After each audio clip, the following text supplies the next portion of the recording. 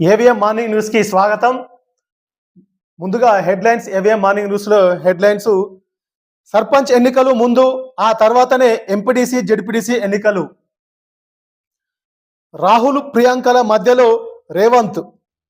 బీహార్లో అత్యంత ప్రాధాన్యత ఇచ్చిన కాంగ్రెస్ అగ్రనేతలు. సాదా బైనామాల రిజిస్ట్రేషన్లకు ఓకే చెప్పిన హైకోర్టు. 30 నుండి అసెంబ్లీ సమావేశాలు. కాళేశ్వరంపై పీసీ ఘోష్ కమిషన్ నివేదికపై చర్చ. డిప్యూటీ స్పీకర్గా రామచందర్ నాయక్ ఎన్నిక. అదే రోజు క్యాబినెట్ మీటింగు. స్థానిక ఎన్నికలు. బీసీలకు 42% రిజర్వేషన్పై చర్చ. ఏవిఎం మార్నింగ్ న్యూస్లో ఈరోజు ప్రధాన వార్తలు ఇవి. ముందుగా మన ఏవిఎం తెలుగు ఛానల్ని ప్రతి ఒక్కరూ సబ్స్క్రైబ్ చేయండి. అదేవిధంగా బెల్ బటన్ నొక్కండి. ఈ వీడియోను పూర్తిగా చూసి లైక్ చేసి షేర్ చేయండి. మనం ఒక్కసారి ఈ యొక్క ఏవిఎం తెలుగు ఛానల్లో ఈరోజు ప్రధాన వార్తను చూద్దాం ఒక్కొక్కటిగా. ముందుగా తొలుత సర్పంచ్ ఎన్నికలు జరిగే అవకాశం. వచ్చే నెల 2న పంచాయతీల తుది ఓటరు జాబితా. స్థానిక ఎన్నికలకు సిద్ధమవుతున్న ఎస్ఈసి. ఓటరు జాబితా రూపకల్పనకు నోటిఫికేషన్. 28న ముసాయిదా. 30 వరకు అభ్యంతరాల స్వీకరణ. తొలుత సర్పంచ్ ఎన్నికలు జరిపే అవకాశం. అంటే మనకు ఎస్ఈసి రాష్ట్ర ఎన్నికల కమిషన్ పూర్తి స్థాయిలో ఎన్నికలకు స్థానిక సంస్థలకు సిద్ధమవుతా ఉంది. వాస్తవంగా ఇది నిజంగా నేను వ్యక్తిగతంగా కూడా చెప్తా ఉన్నా, అసలు సర్పంచ్ ఎన్నికలు ముందు జరపాలి.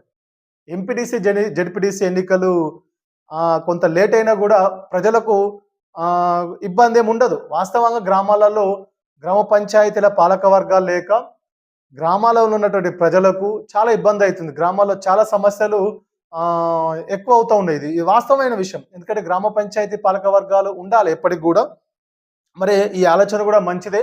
వాస్తవంగా రాష్ట్ర ప్రభుత్వం కూడా ఈ విధంగా ఆలోచిస్తే చాలా బాగుంటుంది. సర్పంచ్ ఎన్నికలు మాత్రం త్వరగా నిర్వహించాలి. అయితే ఈ రాష్ట్ర ప్రభుత్వం కూడా కొంత ఈ రిజర్వేషన్ పై కొంచెం డైలామా ఉంది. ఇది అంటే 42% బీసీలకు ఇవ్వాలనే మాట ఇవ్వడము, వాళ్ళు ఎన్నికల మేనిఫెస్టోలో పెట్టడము, దానికి కొంత కార్యాచరణ చేయడం జరుగుతూ ఉంది. మరి చూద్దాం ఏమవుతుందో. అయితే వచ్చే నెల సెప్టెంబర్ 2వ తేదీ నాడు ఓటరు జాబితాను తుది జాబితాను సిద్ధం చేసి ప్రకటించే అవకాశం ఉంది. అదేవిధంగా ఈలోపు 28న ముసాయిదా. 30 వరకు అభ్యంతరాలు అంటే ఓటరుపై ఏమైనా అభ్యంతరాలు, కాంప్లైంట్స్ కానీ ఏమైనా స్వీకరించే అవకాశం ఉంటుంది. తర్వాత ఈ యొక్క ఆలోచన అయితే చేస్తూ ఉన్నారు. మరి చూద్దాం ఏమవుతుందో. అంటే వచ్చే వారం 10 రోజులలో నాకు తెలిసి సెప్టెంబర్ మొదటి వారంలో ఒక డిసైడ్ అయ్యే అవకాశం ఉంటుంది. ఖచ్చితంగా స్థానిక ఎన్నికలు సరే కొంచెం అటో ఇటో, అంటే సర్పంచ్ ఎన్నికలు ముందు జరిపినా వెనుక జరిపినా కూడా నోటిఫికేషన్ వచ్చింది అంటే ఒక వారం 10 రోజులు, అంటే ఎంపీటీసీ జెడ్పీటీసీ ఎన్నికలు అయిన తర్వాత కూడా ఒక 10-15 రోజులలో కూడా సర్పంచ్ ఎన్నికలు జరపవచ్చు. కాబట్టి నా వ్యక్తిగత అభిప్రాయం ఏంటంటే సర్పంచ్ ఎన్నికలే ముందు జరుగుతూనే బాగుంటుంది. తర్వాత మరొక ప్రముఖమైనటువంటి వార్త: రాహుల్ ప్రియాంకల మధ్యలో రేవంత్. బీహార్లో అత్యంత ప్రాధాన్యత ఇచ్చిన కాంగ్రెస్ అగ్రనేతలు. బీహార్లో ఎన్నికలు జరుగుతూ ఉన్నాయి. బీహార్ రాష్ట్ర అసెంబ్లీ ఎన్నికలు ఇప్పుడు అంటే సెప్టెంబర్ చివరి వారంలో, అక్టోబర్లో ఇంకా నోటిఫికేషన్ రాలేదు, వచ్చే అవకాశం ఉంది. కాబట్టి అక్కడ కాంగ్రెస్ పార్టీ ముందస్తుగా ప్రచారాన్ని ముమ్మరంగా చేసిర్రు. అక్కడ అంటే ఆ యొక్క ప్రచారంలో అంటే బీజేపీ పార్టీ ఓటు చోరీ జరుగుతూ ఉంది కాబట్టి బీహార్లో ఎక్కువ జరుగుతూ ఉందని వాళ్ళు పెద్ద ఎత్తున ప్రచారం చేస్తూ ఉన్నారు. దాంట్లో భాగంగా కాంగ్రెస్ పార్టీ అగ్రనేతలు రాహుల్ గాంధీ, ప్రియాంక గాంధీ ప్రచారం చేస్తున్న సందర్భంలో రేవంత్ను ప్రత్యేకంగా పిలుచుకొని అక్కడ బీహార్లో ప్రచారలో వారు తెలంగాణ రాష్ట్ర ముఖ్యమంత్రి రేవంత్ రెడ్డి పాల్గొనడం జరిగింది. వారిద్దరి మధ్యలో, అగ్రనేతల మధ్యలో రేవంత్ రెడ్డి ఉన్నారని ఒక వార్తను ఆంధ్రజ్యోతి పత్రికలో ప్రధాన శీర్షికగా చేయడం జరిగింది. వాస్తవంగా ఇది చాలా గ్రేటు. ఎందుకంటే గత కొన్ని రోజుల నుంచి కూడా రాహుల్ గాంధీ, కాంగ్రెస్ పార్టీ అగ్రనేతలు రేవంత్కు అపాయింట్మెంట్ ఇవ్వట్లేదు అని కొంత ప్రతిపక్షాలు ప్రచారం చేస్తూ ఉన్నాయి కొంత పెద్ద ఎత్తున. ఇది మాత్రం రేవంత్ రెడ్డికి చాలా ప్రధాన ప్రాముఖ్యత ఇచ్చిందని కూడా చెప్పవచ్చు. ఎందుకంటే వాస్తవంగా కాంగ్రెస్ పార్టీ అగ్రనేతలు రాహుల్ గాంధీ, ప్రియాంక గాంధీలు అంత ప్రాధాన్యత అసలు ఎవరికి ఇవ్వరు వాళ్ళు. ఇది వాస్తవమైన విషయం. అంటే రేవంత్ రెడ్డికి తెలంగాణ రాష్ట్ర ముఖ్యమంత్రికి ఇచ్చిరంటే రేవంత్ రెడ్డికి వ్యక్తిగతంగా చాలా ఇది మేలు చేసే అవకాశం ఉంటుంది. మరొక ప్రముఖమైన వార్త, సాదా బైనామాల రిజిస్ట్రేషన్లకు పచ్చ జెండా, 2020 నాటి స్టే ఎత్తివేసిన హైకోర్టు. భూభారతి చట్టంతో సర్కారుకు హక్కు ఉంది. కొత్త చట్టం వచ్చినందుకు పాత జీవోకు కాలం చెల్లింది. కావాలంటే భూభారతిని సవాల్ చేసుకోవచ్చు అని సూచన. ప్రజా ప్రయోజన వాద్యం విచారణ ముగించిన న్యాయస్థానం. అయితే గత కొన్ని రోజుల క్రితం సాదా బైనామాల గురించి హైకోర్టులో ఒకరిద్దరు ఒక పిటిషన్ వేయడం జరిగింది. ఆ హైకోర్టులో విచారణ జరిగింది. పూర్తి స్థాయిలో ఆ విచారణ ముగించింది. ఇక వాస్తవానికి కొంతమంది రైతులు చాలా ఇబ్బంది పడుతూ ఉన్నారు. కాబట్టి సాదా బైనామాలు రిజిస్ట్రేషన్లు చేసుకోవచ్చు, దానికి పచ్చ జెండా ఒప్పింది.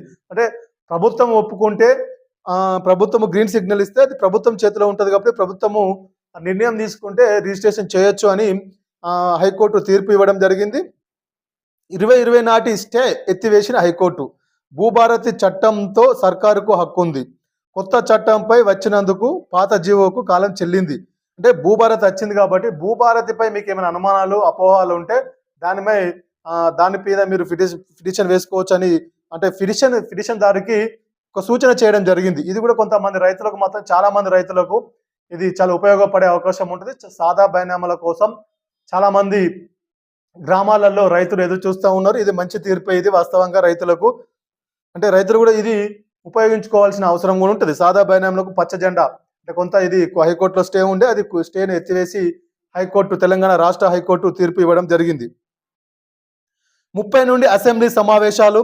కాళేశ్వరంపై పీసీ ఘోష్ కమిషన్ నివేదిక మీద చర్చ. డిప్యూటీ స్పీకర్గా రామచందర్ నాయక్ ఎన్నిక. అదే రోజు క్యాబినెట్ సమావేశం.